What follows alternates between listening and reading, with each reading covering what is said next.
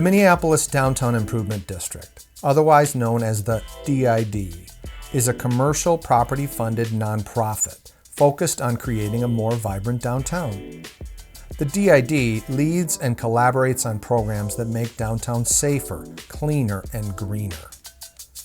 The DID convenes people across sectors and jurisdictions to work on issues of mutual interest, develop innovative solutions to complex public space challenges and opportunities, including strategic activation, and seek continuous improvement of ongoing programs, including the ambassadors.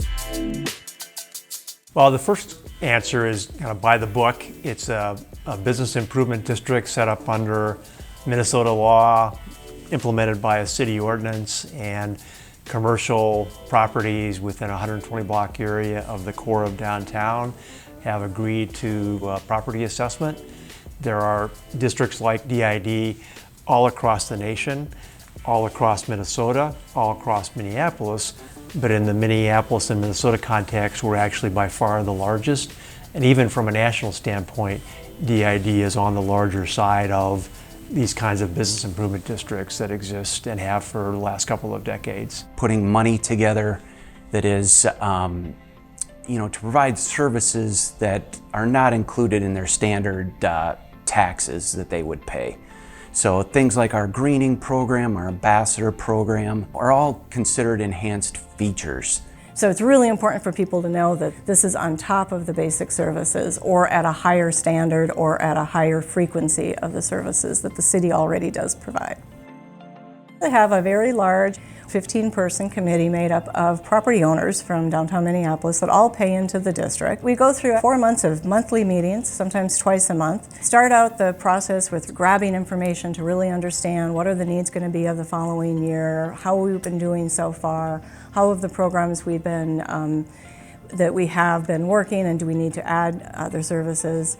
And then once we get the budget done, we go through all of our internal approval processes.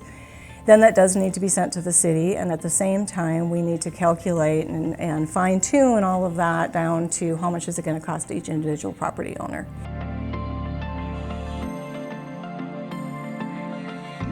The formula really is 3 components. The one is very simply where you are in the district. The objective of the district is to be able to provide different levels of services throughout the district, but for the same outcome.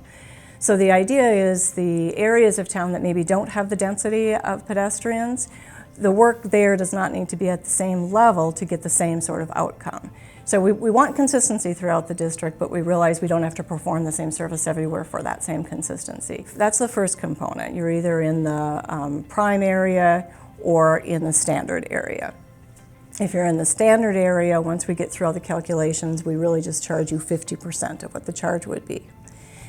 And the rest of the charge is really based upon the gross building area of a building in the district and the linear frontage. And how we do that is after we've done the budget, we take the components of the budget and really determine what components are more correct to be allocated based on gross building area and what is more related to a linear frontage. So for instance, the obvious one, ambassadors walking in front of your building, that seems to be something that makes most sense to be charged to a building by how much linear frontage they have. Other things like beautification and activation, that really benefits all of downtown. So that is kind of determined to be based on the gross building area, which is a measurement of the density of people that you bring to downtown. It's also important to note that these charges are only to commercial property owners.